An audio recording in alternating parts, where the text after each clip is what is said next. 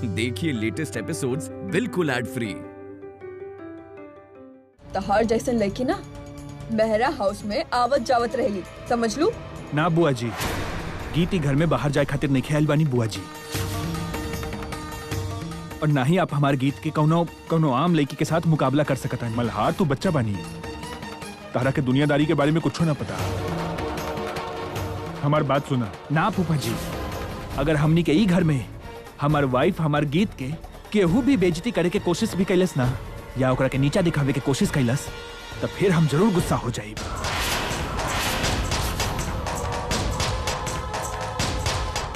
वैसे मल्हार बात तो तहार सही बा, तुझे कहला ऊ कहला, हम भी तहार बात पे एतराज ना बा।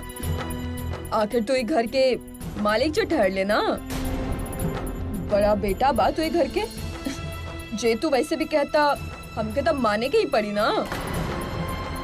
पर ना एगो छोटा सा बात बा, अगर तू सुनबा ता। हाँ जी बुआ जी, आप भी कहीं का कहल चाहता नहीं? अब तू गीत के तहत दे दे ले रसोई चलावे के, है ना?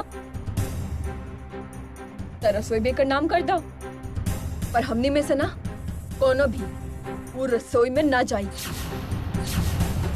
आप में से केहू रसोई में ना जाई? काहे बुआ जी? अब दोनों के अलावा ई घर में और भी लोग रहे ना मल्हार, तो जरूरी तो ना कि ई अपने बनल नया जोड़ी के सारा बात ई घर के लोग के पसंद हो। चलिए छोटी भाभी, चलिए यहाँ से। रुकी बुआ जी, कहाँ जा रहे हैं आप लोग? हमने के भी तो घर में कोनो जगह ढूंढे के पड़ी ना, जहाँ पे हमने की रसोई की जगह बन सके।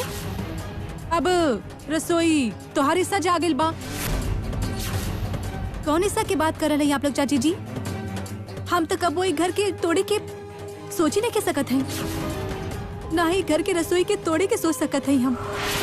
हम तो ये चाहते हैं कि घर में एक ही को रसोई होके और सब परिवार इकट्ठे रहे।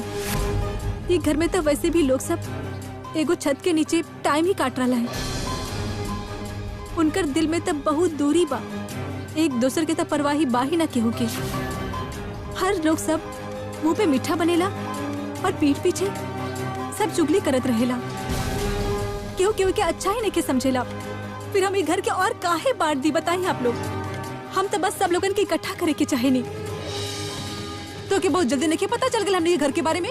आपकी घर अब हमने के भी घर बा चाची जी, और हम आपन घर के रसोई के बंटवारा कभी नहीं होके दे। हम सारा मेहरा परिवार के लोगन के बीच दूरी खत्म कर देब। हम ये बड़का सारा मकान के हम घर बना देब। सब घर वाला एक दूसरे के साथ मोह प्यार से रही हैं। केहू केहू की पीठ पीछे कड़वा बोल नहीं बोली, और सब एक दूसरे के ऊपर उतना ही जान छिड़के जितना मल्हार हमरा पे जान छिड़के ले। हम आपके सब लोगन से वादा करत हैं, ये परिवार के बहू गीत के वादा बा आप लोगन सबसे।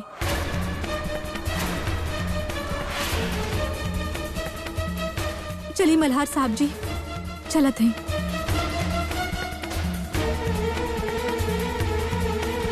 चल देली, ले जा।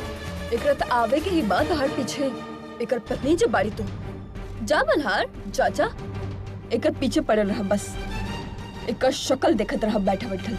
नई पत्नी के पता नहीं लड़की का जादू कैली बा मल्हार के ऊपर अपन खूबसूरती के। लड़का के अपन माँ बाप अपन भाई बहन फिक्र ना बा। आपके तो हमेशा याद ही रहता ना बुआ जी, ई तरीका से बात करे के। यह आशा रहे आपसे हमरा के। गीत हमरा साथ यह बात करत रहे, केहू से जानबूझ के ओकर पीठ पीछे ओकर बुराई करे के। यह शौक बाना आपके, और आपके ई शौक वो ई घर में कभी भी पूरा ना हो पाई। कहीं ऐसा ना हो जाए कि गीत एगो नया रूल बना दे कि मेहरा हाउस के लड़कियन अपन बाप के घर छोड़ के अपन ससुराल जाके रहे। फिर सोच ली बुआ जी, का हुई आपके?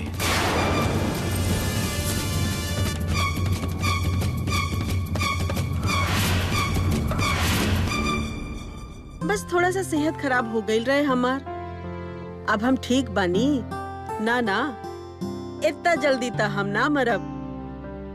हम तो अपन परपोते का मुंह देख के ही जाए भी दुनिया से। इतना जल्दी तो ऊपर वाला ना उठाई हमरा के, ना तो ऊ हमरा के इतना अच्छी पोता बहू कहे देती। हमरा के ई बात से कोनो मतलब नहीं खे कि ऊ एगो ढोली के लड़की बाड़ी या कोनो अमीर घर के लड़की। भगवान ता खरा सोना ही हमार झोली में डाल देलस हा, नहीं तो ऐसन बहू कहाँ मिलेली आजकल। आप तो ई समझी कि माता रानी तो आशीर्वाद भेज देनी है हमार घर में।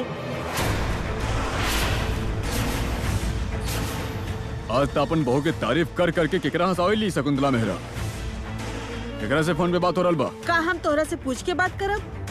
जैसे मर्जी होई करब। तू हमार फोन काहे लेला? हमके छीने के रहे और छीन लेनी। जौन हम पूछले ओकरा के जवाब दा। केकरा से बात करत रहली फोन पे? पम्मी के माँ बाड़ी और का हमरा के प्रधानमंत्री के फोन आई।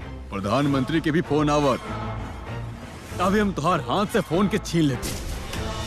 हमके तो ज्यादा तकलीफ हुई गीत ढोली से हो रहल बा। बहुत तारीफन के पुल बांध रहल बाड़ू ना तो ओकर। एकरा के तो हम बताएं कि मेहरा हाउस के असली प्रधानमंत्री के बा। हेलो। अरे ना जी ना, बधाई कौन बात के। अरे ऐसे निकम्मी बहू के कौन बधाई। ई लड़की तो हम लोगन से मेल ही ना खा रहल बाड़ी। मेहरा हाउस के अंदर ओकरा के आज तक केहू भी अपन बहू मनले ही ना। हाँ बिल्कुल जी बिल्कुल, आपसे जोन पम्मी कहले बिया वो बिल्कुल सही कहले बिया। आपके बिल्कुल सही खबर मिलल बा। अरे जनाब, ना तो ओकर खाए पिए के पता बा, ना बैठे उठे के, ना तो बोले के पता बा। और बताई?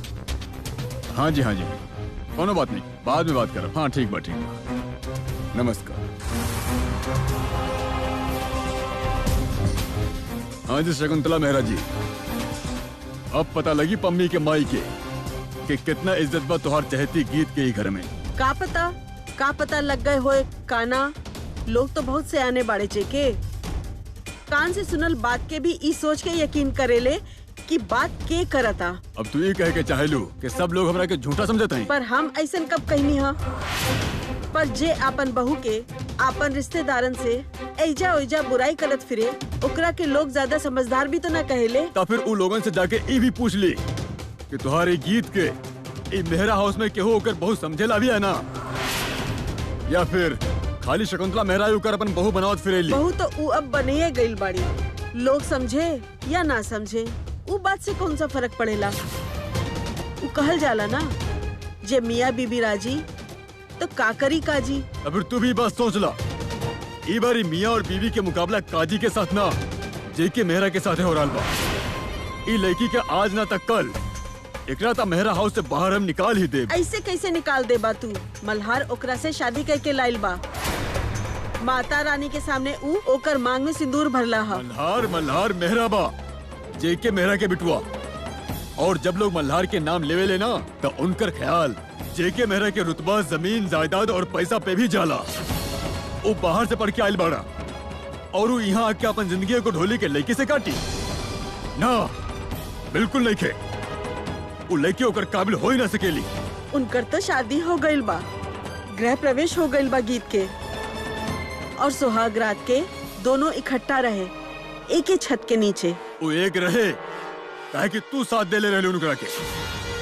मेहरा परिवार में से केहू भी गीत के शक्ल ना देखे के चाहेला, पर तू तो पूरा ताकत लगा रहल बाड़ू ना ओकरा के ई मेहरा हाउस में रखा खातिर। अरे तू तो ओकर बचावे के चलते नाच घर में पहुंच गईलू और वहाँ जाके तोरा के ढोल बजावे में शर्म नहीं क्या आई? ना आइल हमरा के शर्म। हमरा की शर्म काहे आई? हम कौन सी गलती कैनी हा? हम तो ओइजा जाके ढोल बजा के पश्चाताप ही कैनी हा। तुहार गलती कोनो भी पश्चाताप से माफ ना हो सकेली शकुंतला मेहरा। हम अपन कोनो गलती से शर्मिंदा हुई तब पश्चाताप करी ना।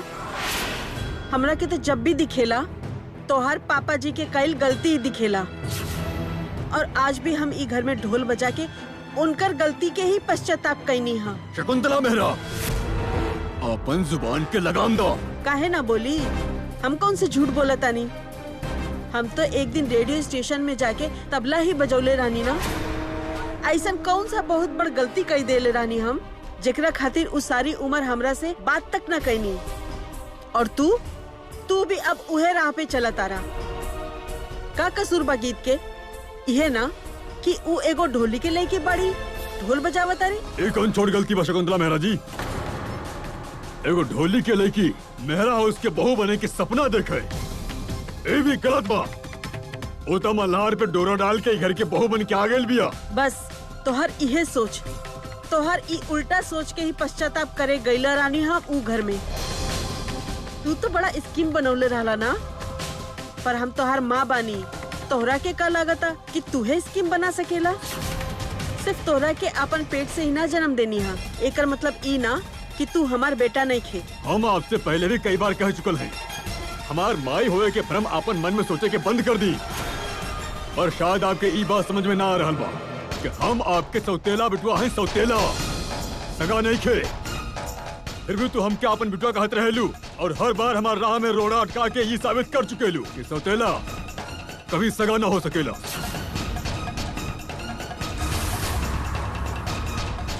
अब आप भी मेरा हाउस में हैं और हम भी यहाँ हैं, कहीं भी ना जाए हम।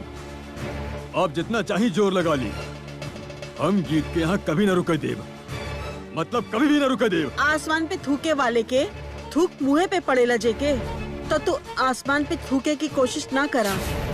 शुक्र करा कि गीत तोहरा के ढोल बजावे के मजबूर न केलस। अगर उ चाहत तो तोहर जलूस से निकाल दे तू, पर उ तो अपन बाप के जैसन तोहर इज्जत करेली।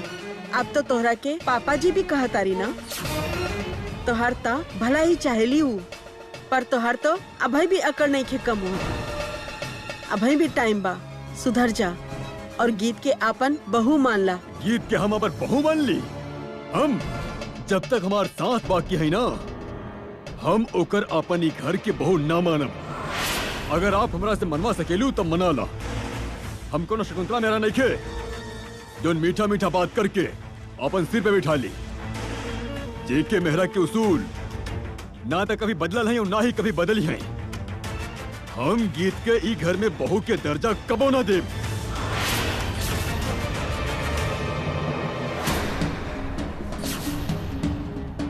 पापा जी आप अभी दादी माँ के पास, हम आपके सारा घर में ढूंढ के आए हैं। हम तो तोहरा के ढूंढे खातिर ना कहले रही, हम तो तोहरा के ई घर से जाए खातिर कहले हैं। वो एक बार ना कई बार, लेकिन तू सुन लू कहा। पापा जी वो हम बात नहीं सुनत हैं। अगर हम ये घर से चल गए नहीं तो फिर आपके ख्याल के रखी पापा जी। अभी भी हम आपके खातिर उबला काला तिल के जूस रख के आए हैं। आपके बीपी बहुत बढ़ जाला ना, और अगर आप रोज पियब ना तो आपके दवाई खाए से पीछा छूट जाये। हमके दवाई खाए के बा या ना खाए के बा, एकर फैसला करे के खातिर हम जालंधर के सबसे बड़ डॉक्टर से सलाह ले सकेनी। तोरा के हमार दवाई और हमार सेहत के फिक्र करे के कोनो जरूरत नहीं के। और तू क्या हो खेलो हमार खाए पिए के ध्यान रखे वाली। हम के हैं? आप इतना जल्दी भूल गए नहीं पापा जी। हम मेहरा परिवार के बहू हैं, आपके बहू हैं गीत। देख ला जेके, अगर तू कोनो अमीर घर की लड़की शादी करके लावत ना तो ऊ ऐसन तोहर फिक्र ना करत, तोहर पीछे पीछे ना घूमत, तोहर खाए पिए के ख्याल ना रखत। ई तरह की होवेली बहू जिनकरा के सारा परिवार की फिक्र होवेला। और जेकर भी तोरा के ई घर में ख्याल रखे के बाना तो बेशक होकर ख्याल रखा, लेकिन हमार ख्याल रखे की जरूरत नहीं के। ई घर में हमार ख्याल रखे की जिम्मेदारी हम केहू और के दे देले हैं। जिम्मेवारी केहू और के देले हैं? पर केकरा पापा जी?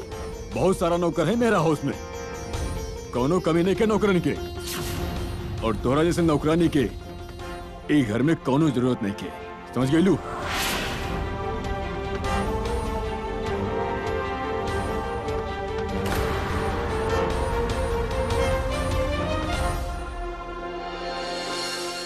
तू देख लो बेटी, एकर जुबान कैसे कैचे जैसन चलत तारी। आप फिक्र मत करी दादी जी, पापा जी तो लड़ते ही बच्चा जैसन है, पर उनकर ये आदत भी ना अब छूट जाए। हम आ गए हैं ना घर में, पर उनकर ई नाक पे बैठल गुस्सा के भी इलाज कर देब हम बहुत जल्द ही। जबकि वो बच्चा बिगड़ जाला ना तो माँ के पता होखेला कि अपन बच्चा के कैसे सुधारे के बा। और माँ बने की गुणता भगवान हर लड़की के देले बाना। इस हिसाब से आप और हम दोनों माँ बेटी मिलके ये बिगड़ल बच्चा के भी हमने सुधार देब। ओहो कान की पकड़ के, ठीक बा दादी माँ? पापा जी चाहे जितना भी घोड़ा के जैसन भाग ली है, ये अतरंगी घोड़ा के लगाम ता हमने लगा ही लेबना।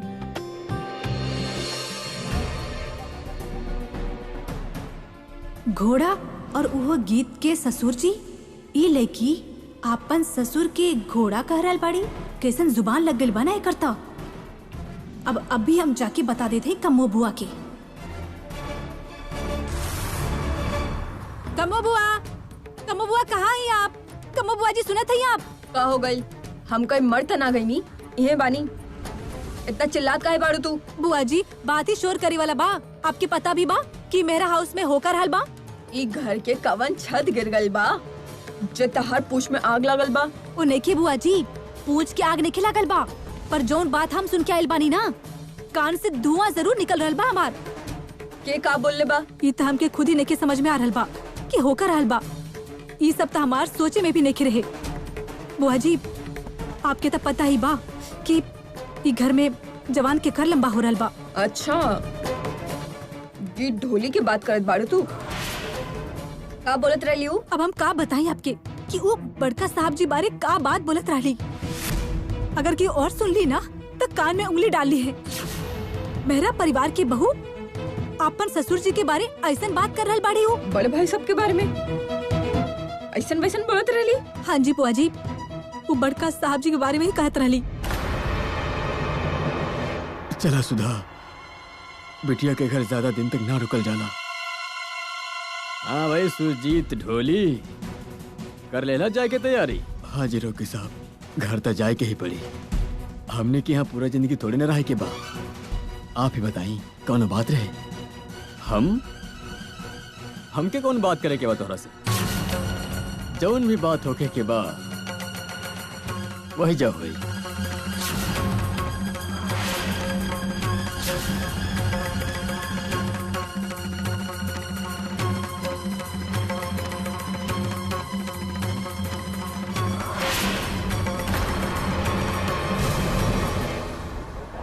कोनो काम के बाद भी बोलबू? कैसे हमार सिर खाइबू? अब हम आपके कौन मुंह से बताएं बुआ जी? इहे मुँह से बोलबू ना? या रावण जैसे 10 सिर लगल बताहार कि एगो से ना बोलबू, दूजा से बोलबू? और नहीं बुआ जी, हम आपके कैसे बताई? वो कहत रही कि हम माँ के जैसन कान खींच के बिगड़ल बच्चा के सीधा कर सकत हैं। वो ई घर के मालिक बड़का साहब जी के बिगड़ल बच्चा कहत रही और उनका के सीधा करे के बात करत रही। का बकवास करत बाड़ू? सच में वो ऐसन कहले हा? हाँ जी बुआ जी, वो ऐसे कहत रही। हम खुद अपन कान से सुन के आयल हैं। वो और दादी माँ बात करत रही। एकर जुबान त दिन प्रतिदिन और लंबा होत जा रहल बा। कौन बात करे के बा बड़का साहब हमरा से? हमके जोन बात करे के बा बाद में करब। पहले ये तो मालूम हो जाए कि सुरजीत ढोली के परिवार कहाँ जा रहल बा। कहाँ जाइब जी, बस अपन घर जा रहा है। हम बिटिया के घर ज्यादा दिन तक ना रुक सकेंगे, पर बिना कुछ खाए पिए ही जा रहा है आप। बिटिया के घर के तब पानी भी ना पिए ले लोग। तू कौन सा जमाना के बात कर रहल बाड़ा सुरजीत ढोली? अब वो बात ना रहल। और साथ में तू ई काहे भूल जाला कि तू लोग मेहरा हाउस में आइल बाड़े, और मेहरा हाउस में बगैर खाए पिए केहू भी ना जा सकेला। बड़के साहब बहुत मेहरबानी, बस हमरा के इजाजत दी।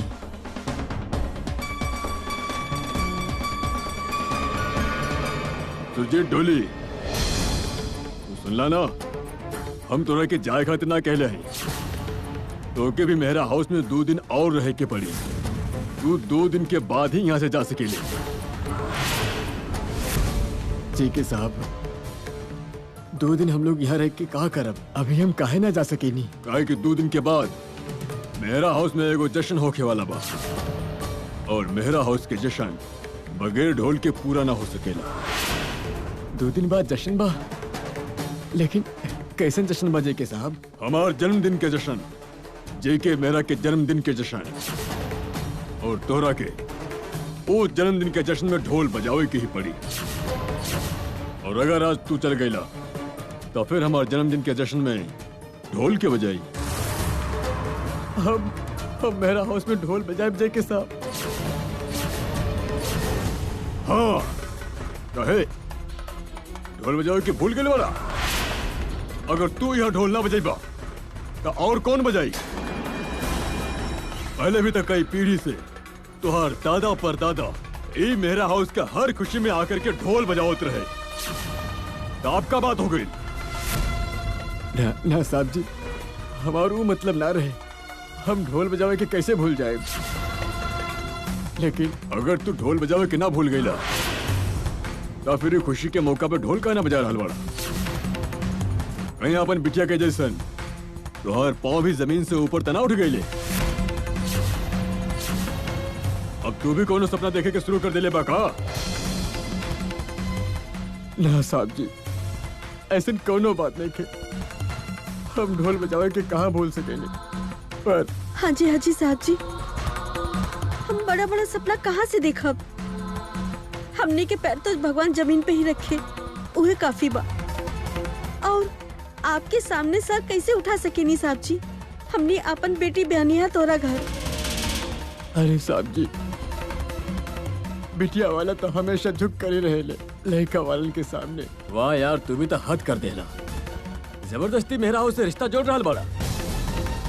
वो भी छोट मोट नहीं के, सीधा हमार ताया जी के समझे ही बन रहा बड़ा। अरे वाह। हाजी रोकी साहब जी, मल्हार के साथ हमारी बिटिया की शादी हो गई बा। ये रिश्ता से हम समझी हो गए ना। बस यही वो हम बात तोहरा के और तुहार लड़की गीत ढोली के मल्हार के साथे उगर कोनो शादी वादी ना भइल बा। वो उकरा के प्यार के चक्कर में फंसाई ले बिया। बाहर से आयल अमीर लड़का देख के उकर मन में ये बात आयल हो कि इसे शादी कर ली, पूरी जिंदगी आराम से निकल जाए। बस करी रोकी साहब जी, आप सबके सामने हमारी बेटी के उल्टा सीधा बोला था नहीं। हमनी के अपन बेटी के अच्छे से पता बा। हमार बेटी हमार मान बा रॉकी साहब जी। गरीब जरूर बनी, पर ऐसा सोच हमार बेटी की ना हो सकेली। वो तो अब तोहर भी भौजाई लागेली। कुछ सोच के तो बोली। तो सुरजीत ढोली नमक खा के हराम करे के भी सीख ले बा। अब जेके मेरा के सामने खड़ा होके ऊंच आवाज में बात भी करने लगला। गुस्सा ना करी साहब जी, सुधा से कोनो गलती हो गई बा। ओकरा आपके सामने ऊंच आवाज में बात ना करे के चाहे रहे। ओकरा तरफ से हम माफी मांगे थे साहब जी। अब माफी मांगे लगला। बोले से पहले सोचे के चाहे ना। तुहार जोनी कपड़ा बाना, तुहार खाए पिए के सामान, तुहार घर के और जरूरत वाली चीज हमारे घर से तुहार घर में जाएली। पर हम तू जैसन छोट लोगन के बात के अपन दिल पे ना लेवनी। जा माफ कर दिया तोरा के। लेकिन ई बार भी हम तोरा पैसा देवे में कोनो कंजूसी ना करब। लेकिन हमरे जन्मदिन पे ढोल तोरा के जरूर बजावे के पड़ी। ई हमार हुक्म बा। जहाँ तक हम सुरजीत ढोली के जाना थे ना, हमरा के ई ता मालूम बा सुरजीत ढोली जेके मेहरा के हुक्म कबो न टाल सकेला। लेकिन साहब जी, हम तोरा से कहानी ना, तू पैसा का फिक्र ना करा। आंचल के शादी में तू पूरा 5 दिन ढोल बजेले रहला, तोरा के 20,000 रुपए मिल रहे। जा तू भी का याद रखिया, ई बारी पूरा 20,000 रुपया खाली एक दिन के ढोल बजावे के लिए। लेकिन हमार जन्मदिन वाला दिन तोरा के ढोल बजावे के पड़ी। लेकिन इतना पैसा साहब जी? हाँ, इतना पैसा। एक दिन ढोल बजावे के तोरा के इतना पैसा ताकि वो रात पूरा जलंधर मेरा परिवार के रुतबा के देखी और मेरा परिवार के ई ऊंचा रुतबा में ई घर में ढोल बजाई सुरजीत ढोली, ताकि सारा जलंधर तमाशा देख सके सुरजीत ढोली के। बिल्कुल वही तरह जौन तरह तुहार बिटिया की ढोली सब लोगों के सामने हमारा तमाशा बनेले रहे। बस ई बारी तू मेरा हाउस के खाइल नमक हराम ना करिहा, बेईमानी ना करिहा। नमक हराम करे वाला इंसान ना है हम साहब जी। अभी पता चल जाई। अगर तू वाकई नमक हराम नहीं खेबा तो हमरा से वादा करा कि तू हमार जन्मदिन वाला दिन ढोल जरूर बजेगा। ऐसा ना करी साहब जी। ना सुरजीत, बात एक साइड करा, तू ही बतावा तू ढोल बजेबा कि ना।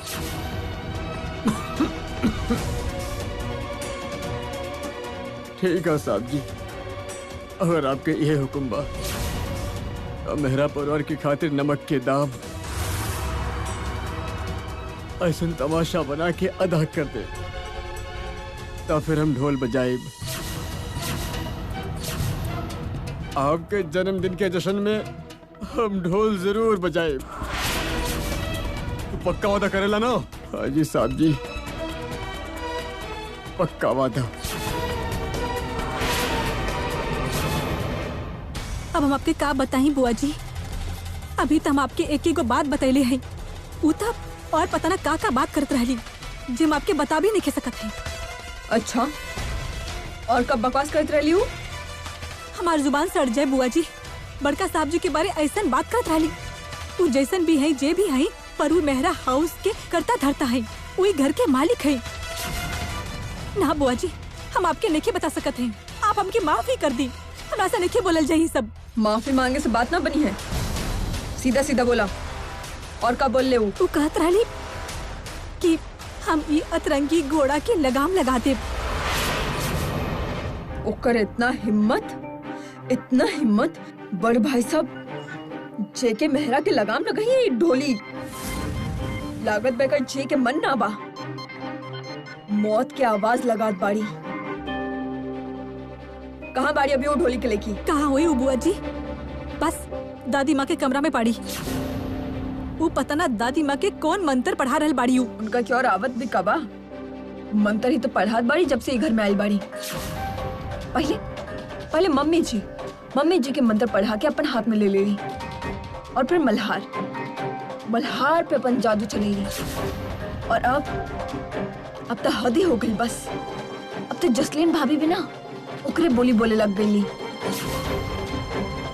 ओकर वहम बा, ओकरा के शायद ही ना पता कि जे के मेहरा के केहू लगाम ना लगा सकेले, केहू भी।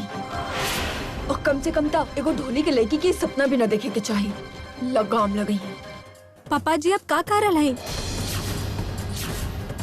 काहे? हम कह के गलत कहानी? एक ढोली के ढोल बजावे खातिर कहानी ना। अरे ओकरा बदले में एकरा के एकर मेहनत के पैसा भी तो मिली ना। पर पापा जी ढोल कैसे बजा सकेले? आपकी उनकर सेहत की पता बना पापा जी। पापा जी की सेहत उनका के ढोल बजावे की इजाजत नहीं देला। और अब वैसे भी अब तक पापा जी मेरा परिवार के रिश्तेदार बन गए है ना। और अब आपके जन्मदिन पे मेरा परिवार के रिश्तेदार ढोल बजाई है। हमार अभी अभी बनल नया रिश्तेदार हमरा से वादा कैले बा, जुबान दे ले बा हमरा के ई हमार जन्मदिन पे ढोल जरूर बजाई। और हमार नया रिश्तेदार भी अपन जुबान से ना मुकरे ले। पर हमारे पापा जी की सेहत ठीक नहीं बा, उनका से ढोल नहीं बजायल जाई। ठीक है, फिर ये बार भी हम शर्त वैसे ही पूरी कर लेते हैं जैसे हम पिछली बार कहले रहनी।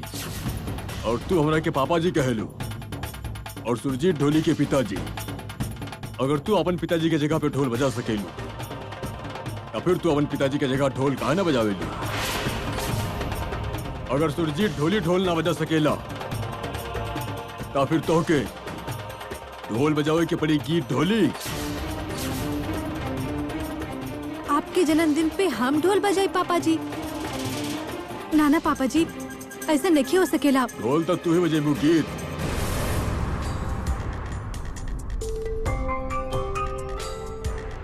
अगर तू अपनी नई नई रिश्तेदारी के वास्ता दे के ढोल बजावे से इनकार कर दे तो हम ये रिश्ता अभी तोड़ दे। सुरजीत ढोली के लड़की गीत ढोली के साथ हमारा रिश्ता केवल इतना ही हो सकेला कि तू हमारे जन्मदिन के जश्न पे खाली ढोल बजा सकेलू।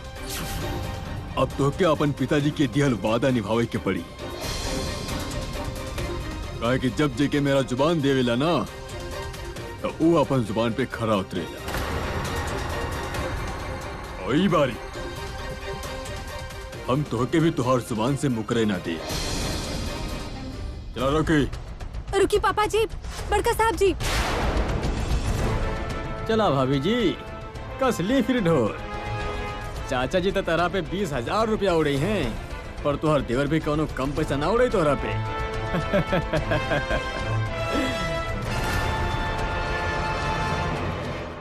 पापा जी, आप ऐसा काहे कहनी? काहे हाँ कहनी आप ढोल बजावे खातिर? उ तो जेके साहब जी जबरदस्ती करत रहनी ये खातिर। उस जबरदस्ती करत रहले और पापा जी हाँ कर देले। आप एक बार नहीं सोचनी कि आपकी और पापा जी के रिश्ता का बा? समझी है आप उनकर, आप मना नहीं कर सकत है का? हम तोहरा से का बताए गीत बिटिया, जेके साहब बहुत बड़ आदमी है और बड़ आदमी के जैसे, बड़े जागीरदार के जैसे हुक्म कैले हैं। हम एगो मामूली सा आदमी, एगो ढोली, हम कैसे ना कर सके नहीं। वो टाइम चल गई पापा जी, आप उनकर सुनत रहले और अब ना आप उनकर सुन सकत हैं, ना ही पापा जी आपसे कुछ करवा सकत हैं और आप अभी भी उनकर हुक्म के पीछे दौड़त रहल हैं। गीत बिटिया, जेके साहब बहुत बड़ आदमी है, चाहे जागीरदार ना भी होके। बड़का लोग रहे पापा जी और आप अभी उनकर सामने बराबर हैं। आपकी बेटी की शादी भइल बाई घर में, हम उनकर बहू हैं, मेरा परिवार की बहू, और हम अपन पापा जी के अपन ही घर में अपन ही सामने ढोल बजावे के नहीं देख सकत हैं। पर अब का हो सकेला गीत? हमो मना कैले रहनी और जेके साहब हमने के ना सुननी। ठीक बा, फिर अगर पापा जी जुबान देले हैं, फिर हम उनकरा के उनकर जुबान से मुकरे के इल्जाम नहीं लागे देब। और अभी मुश्किल के हल जेके साहब बता के गए हैं, उहे हल होई। हम पापा जी के जन्मदिन में ढोल बजाई, हम जेके मेहरा के जन्मदिन के जश्न में ढोल बजाई। ना गीत, तू ढोल ना बजेबा।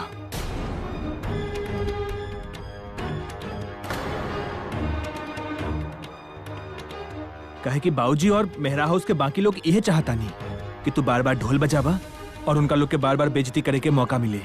कोनो बात ना मल्हार साहब जी, अगर वो हमार बेइज्जती करे के चाहते हैं तो उनका के कर ली है दी, पर अगर क्यों हमारे पापा जी के बेइज्जती करे, ये हमरा से बर्दाश्त नहीं हुई। और हमारे पापा जी के खातिर आपके हमार साथ देवे के पड़ी। बताई देव न साथ हमार? हम हर हाल में तहार साथ देव गीत, हर हाल में। बस ठीक बा। और अगर हमारे ससुर साहब जी के यही लागेला कि उनकर बेइज्जती भइल बा और वो अपन बेइज्जती के बदला हमरा से ढोल बजवा के लेवे के चाहत हैं, तो कोनो बात ना, हम एक आधा ताल तो बजा ही सकत है ना ढोल के। अगर हमार ढोल बजावे से हमार ससुर साहब जी खुश होखत हैं, तब उनकर खुशी खातिर ढोल तो बजा ही सकत हैं, चाहे 2 ताली काहे ना बजाएं। दिन तक दक दिन, दिन तक दक दिन, दिन तक दक दिन, दिन दिन दिन दक नक दिन, दिन नक नक दिन दिन।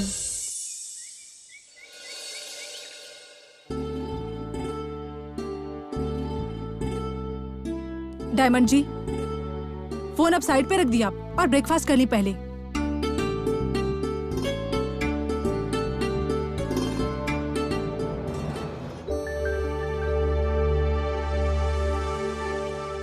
बस आप आ जाएं, बैठ जाएं।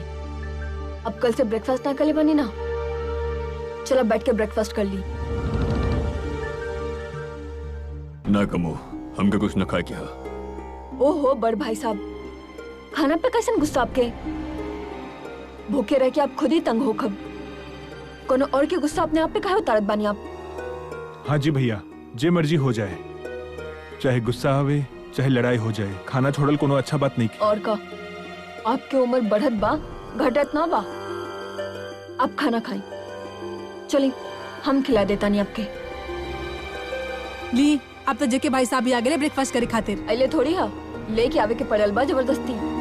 ये तो खाना खाए खातिर मानत ही ना रहे। पहले हम खाना खाए भी ना, व्रत रखब, फिर हम समझा बुझा के ले आइले बानी कोनो तरीका से। और अब भाई सब करिए भी का, जे घर में होरल बना आजकल, खाए पिए के गकर दिल करेला, दिमाग घुम जाला बंदा के।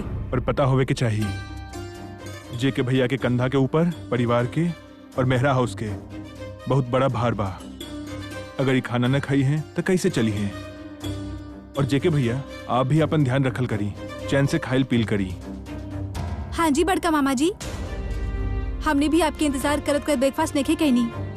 तो तब बड़ भाई सबका तेरे बाप भी मुश्किल, बहुत बड़ा दिल बन कर, जो इतना कुछ अपन आँख के सामने होता देख के भी बिल्कुल चुप बानी। चाचा जी आपके खातिर एगो जरूरी फोन आइल बा। केकर फोन बा? बिजनेस कॉल बा बेंगलोर से। रॉकी, जे के भैया के खाना तक खाई ले वेदा। हर वक्त अपन बिजनेस कॉल के लेके दिमाग मत खराब करल करा। जे के भैया आप खाना खाई, बात तो बाद में भी हो जाई। रॉकी, उनका के कह दे जे के साहब बाद में बात करी। हाँ ये ठीक बा, कह दे उनका के। आप काहे खरा बानी भैया, आप भी तो खाना शुरू करी ना। रुकी,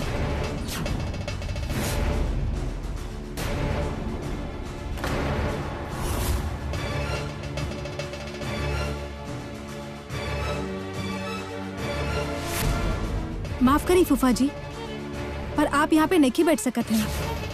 हम यहाँ पर ना बैठ सकता नहीं, एकर का मतलब बा ई घर के नया बहू मेहरा हाउस के बड़का जमाई के खाना खाई से रोकी है। नाना फूफा जी, हम कौन हो खिले आपके खाना खाए से रोके खातिर। हम तो बस इतना कहत रानी कि आप यहाँ नहीं बैठ सकते हैं। ये कुर्सी घर के मुखिया के बा। वो कुर्सी वाली कौन के कर कुर्सी बा और के कर ना, ये बात हमने के सबके अच्छा से पता बा। ज्यादा ज्ञान मत बांटा तू। मम्मी जी, आप यहाँ पे का करत बानी? डाइनिंग हॉल में का कर ले मम्मी जी? पर्ल, तू मम्मी जी को उनका खाना नहीं खे देलू का? बस सबके खाए के बाद जात रहनी मम्मी। दादी माँ आप ऊपर चली, हम लेके आवत तानी आपके खाना कमरा में। ना पर दादी माँ के खाना ऊपर ले जाए की जरूरत ना बा। दादी माँ यहाँ बैठ के खाना खाई है। नानी माँ आज यहाँ बैठ के ब्रेकफास्ट करी है। आज ना गिन्नी, आज से दादी माँ यहाँ सब परिवार के साथ बैठ के खाना खाई है। परिवार के मुखिया के कुर्सी पे बैठ के खाना खाई है।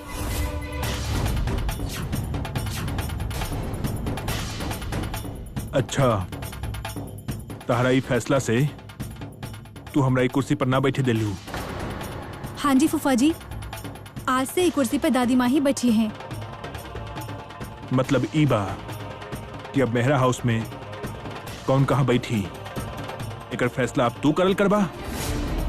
तू बानी कौन ये फैसला करे वाली? और जमाई जी के ता ससुराल में कबो कबो ही आवे की होखेला। और आपके जैसन जमाई ऐसन फैसला में दखल देवत अच्छा नहीं खिला केला फूफा जी। आप पूरी खाई। ए गीत, बोले से पहले कम से कम ई ता देख ला, तू बात के एकरा सामने करत बाड़ू। अगर तो के छोटा बड़ा से बात करे के अकल ना बना गीत, तो तहार जैसन के बहुत अच्छा शकल सिखा सके नहीं हम बार बार अपन हस्बैंड के इतना बेइज्जती होते ना देख सके नहीं। बड़का छोटा की बात आप कर रहे बुआ जी। ओहा, फूफा जी तो हमरा से बड़ है ना बुआ जी, उम्र से भी और रिश्ता में भी बाना। और हम के उनकर शान के खिलाफ नहीं बोले के चाहिए, हाँ ना? बहुत जल्दी याद आ गई। अच्छा बात बा, न तो कोनो और तरीका से ना याद करवावे के पड़ी तो के। फिर वो तरीका हमके भी सिखा दी बुआ जी, काहे कि हम भी सब लोगन की याद दिला दी कि ई घर में सबसे बड़ दादी माँ है। और आपके सब लोगन के बीच केहू भी दादी माँ के शान के खिलाफ नहीं बोल सकेला। आप सब लोग दादी माँ के वो कमरा में बंद करके उनकर इस दुनिया से दूर जाए के इंतजार नहीं कर सकते हैं। आप लोगन में से केहू भी ऐसे नहीं कर सकेला। गीत, तू अभी कल ही घर में आयल बाड़ू, तो कैसे पता मेरा हाउस कैसे चलेला? हाँ जी चाची जी, हमके 2 दिन में कैसे पता चल सकेला कि ई घर कैसे चलेला? पर आप सब तो शुरू से ही घर में रहा थे ना, आप सब लोगन की हो पता होखेला कि दादी माँ खाना खैली कि ना? हाँ जी चाची जी, खाना पूछल तो दूर के बात बा, जे अगर दादी माँ कभी बीमार भी हो गई नहीं था केहू मेडिसिन तक ना पूछेला।